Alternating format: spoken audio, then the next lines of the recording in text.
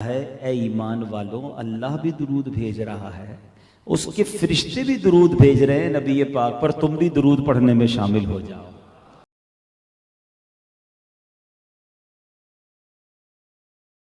आलिही सल्लल्लाहु अलैहि वसल्लम स्वलातन व सलामन अलैका या सय्यदी या रसूल अल्लाह।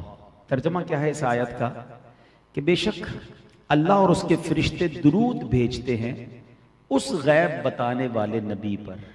ऐ ईमान वालों, तुम भी उन पर दुरूद और खूब सलाम भेजो। अच्छा, ये वो कुरान का ऑर्डर है, कुरान का वो हुक्म है।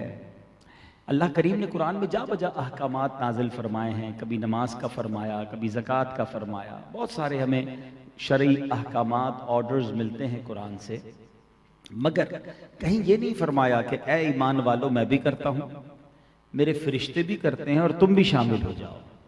पूरे कुरान में ये एक ही ऐसा काम है जिसके बारे में रब फरमाता है ऐ ईमान वालों, अल्लाह भी दुरूद भेज रहा है, उसके फरिश्ते भी दुरूद भेज रहे हैं नबी पाक पर, तुम भी दुरूद पढ़ने में शामिल हो जाओ। अच्छा, यहाँ एक बात समझना बहुत ज़रूरी है। अल्लाह का दुरूद भेजना और है, हमारा और फरिश्तों का दुरूद भेजना और है।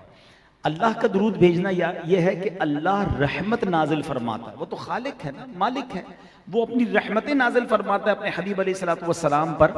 और हमारा दुरूद भेजना यह है कि हम दुआ करते हैं कि अल्लाह हमारे आका और मौला जनाब मुहम्मदुर रसूलुल्लाह सल्लल्लाहु तआला अलैहि वसल्लम पर दुरूद भेज। तो ये समझना है।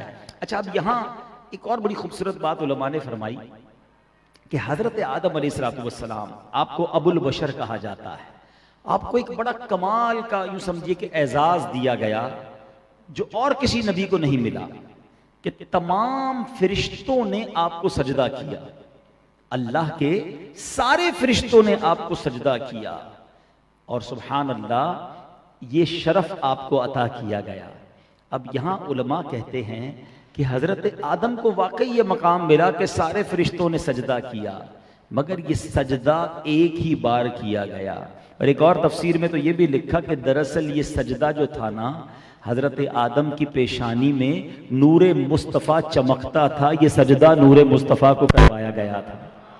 लेकिन इसके बावजूद ये सजदा एक बार हुआ। और मेरे आका की शान ये है कि सिर्फ फरिश्ते नहीं, अल्लाह भी नबी पाक पर दुरूद भेज रहा है। और एक बार नहीं, ये नहीं कहा कुरान ने कि अल्लाह और उसके फरिश्तों ने एक बार दुरूद भेज दिया, ऐ ईमान वालों अब तुम दुरूद भेजो। नहीं, थोड़ी सी अरबी ग्रामर जानते हैं वो जानते हैं, यहाँ लफ्ज इस्तेमाल हुआ युसल्लून। इसका मतलब यह है कंटिन्यू, मुसलसल होने वाला काम। तो सुभान अल्लाह, ये अल्लाह और उसके फरिश्ते मुसलसल दुरूद भेज रहे हैं, अल्लाह मुसलसल रहमतें नाजिल फरमा रहा है।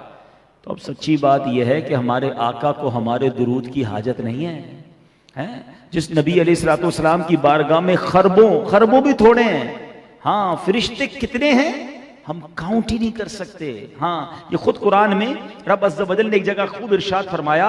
अल्लाह फरमाता है वमा यअलमु जुनूद रब्बिका इल्ला हुआ।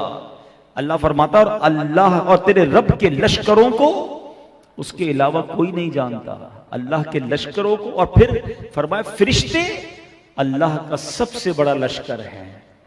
सारी कायनात में जो सबसे बड़ी क्वांटिटी में अगर कोई मखलूक है ना, तो वो फरिश्ते हैं। मैंने पहले भी कई बयानात में ये एक कैलकुलेशन बयान की है, आज फिर बयान करता हूं ताकि ईमान ताज़ा हो और अंदाज़ा हो कि मेरे आका पर हर लम्हे हर आन कितने दुरूद भेजे जा रहे हैं। फरमाया जाता है, इमाम नबहानी रहमतुल्लाहि तआला अलैह अपनी किताब सआदतुद दारैन में फरमाते हैं कि फरिश्ते अल्लाह का सबसे बड़ा लश्कर हैं। हदीस रसूल सल्लल्लाहु अलैहि वसल्लम से मरवी है कि आसमान चरचराया। चरचराने का मतलब समझते हैं? कभी आपने स्टेज पर बैठे हों और बहुत सारे लोग आ जाएं तो क्या होता है, थोड़ी सी आवाज आती है, ऐसा लगता है अभी टूट जाएगा। चरचराना इसको कहते हैं। फरमाया आसमान चरचराया और उसको चरचराने का हक है। आका फरमाते कदम भर भी ऐसी जगह नहीं है जहां कोई फरिश्ता रुकू सजदे या कयाम में मौजूद ना हो। हर चप्पे पर हर जगह कोई फरिश्ता इबादत में हो, इतने फरिश्ते हैं। अब कैलकुलेशन आप बयान करते हैं कि फरमाते कहा जाता है कि इंसान जिन्नात का 10वां हिस्सा है आपने रिवायतें भी सुनी होगी, जब एक इंसान का बच्चा पैदा होता है तो 9 जिन्नात पैदा होते हैं, तो इंसान जिन्नात का 10वां हिस्सा है। तो हम एक मोटी सी कैलकुलेशन मिल के करते हैं। माशाल्लाह यहाँ काफी कारोबारी लोग हैं, थोड़ा आपका हिसाब किताब भी चेक कर लेता हूँ। दुनिया में बताया जाता है 8 अरब के करीब अब हमारी आबादी हो गई है। थोड़े दिनों पहले मैं देख रहा था इंटरनेट पर, 7.25 अरब के करीब तो पहुंच गए। 8 अरब गिन लेते हैं, मान लेते हैं 8 अरब इंसान हैं, तो जिन्नात कितने हो गए? 80 अरब। ठीक है, मोटा हिसाब कर रहे हैं, 80 अरब जिन्नात हो गए। आप फरमाते हैं इन दोनों को मिला लें तो ये जिन और इंसान खुश्की के जानवरों का 10वां हिस्सा है। इस जमीन पर जितने जानवर हैं ना, इसका 10वां हिस्सा बनते हैं इंसान और जिन्नात। तो जमीन पर जानवर कितने हो गए? 800 अरब। फरमाया इनको मिला लें तो ये परिंदों का 10वां हिस्सा है। परिंदे कितने होते हैं? एक एक दरख्त में पता नहीं कितने 100 कितने हजार परिंदे होते हैं। तो फरमाया ये परिंदों का 10वां हिस्सा है। तो परिंदे कितने हो गए? 8000 अरब। फरमाया इन सब को मिला लो तो ये समुद्री जानवरों का 10वां हिस्सा है। 67% पानी है दुनिया में, और कितने गहरे गहरे समंदर हैं। एक तहकीक मैंने पढ़ी थी कि अगर पूरी दुनिया में खाना खत्म हो जाए ना, फल फ्रूट सब्जी जानवर सब खत्म हो जाए, अनाज, तो फरमाया ये समुंदर जो है ना वो 100 साल तक दुनिया को खुराक दे सकता है। अल्लाह ने इतने जानवर इसमें रखे हैं। तो अब समुद्री जानवर कितने हो गए? 80,000 अरब। फरमाया इन सबको मिला लो ना तो ये जमीन पर मौजूद फरिश्तों का 10वां हिस्सा है। कितने हो गए? 8 लाख अरब। फरमाया सब मिला लो तो पहले आसमान के फरिश्तों का 10वां हिस्सा है। 80 लाख अरब हो गए पहले आसमान के फरिश्ते का, सबको मिला लो तो अब ये दूसरे आसमान के फरिश्तों का 10वां हिस्सा है। इन सबको मिलाओ तो ये तीसरे आसमान के फरिश्तों का 10वां हिस्सा है। इनको मिलाओ तो ये चौथे आसमान के फरिश्तों का 10वां हिस्सा है। कैलकुलेट करते करते 7वें आसमान तक पहुंच जाएं और फरमाते हैं कि फिर उसके बाद ये सारे जो फरिश्ते हैं ये कुर्सी के फरिश्तों के मुकाबले में मामूली सी जमात बनते हैं।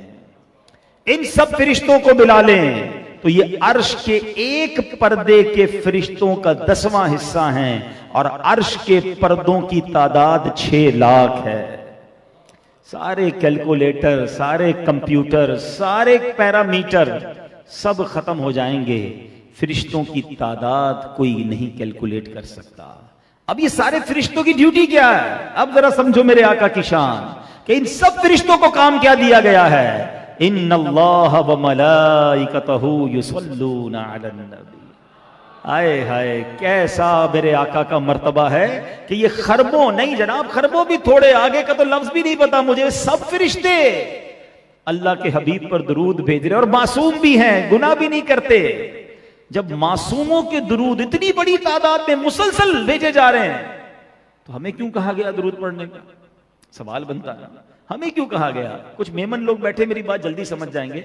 हमारी मेमोरी में एक जुमला कहते हैं, जब कहते हैं ना कोई गरीब आदमी आता है माल बेचने के लिए, माल खरीदने के लिए, तो हम कहते हैं इसको खटा दो यार, गरीब आदमी इसको थोड़ा चांस दे दो। आपकी उर्दू में बोलते हैं इसको चांस दे दो, मौका दे दो। सच्ची बात यह है कि मेरे आका को दुरूद की हाजत नहीं, हमें चांस दिया गया है, हमें खटाया जा रहा है। तुम भी पढ़ लो तुम्हारी झोलियां भी भर दी जाएंगी, तुम भी भर लो पढ़ लो तुम्हारे काम भी सीधे हो जाएंगे, तुम्हें मदीने वाले की निगाह मिल जाएगी। एक्चुअली दुरूद पाक ये है कि काम हमारे बनाने के लिए हमें ये वजीफा दे दिया है। हर दर्द की दवा है सल्ले अला मोहम्मद, हर दर्द की दवा है सल्ले अला मोहम्मद, तावीज हर बला है सल्ले अला मोहम्मद। तो खुदारा दुरूद पाक कसरत से पढ़ते रहा करें ताकि ये रहमतें, ये बरकतें और फरिश्तों का साथ हमें मिल जाए। अल्लाह मुझे भी दुरूद पाक पढ़ने की तौफीक अता फरमाए, आपको भी नसीब फरमाए। आइए मिलकर दुरूद पाक पढ़ लें। सल्लू अलल हबीब सल्लल्लाहु तआला अला मुहम्मद सल्लल्लाहु अलैहि वसल्लम।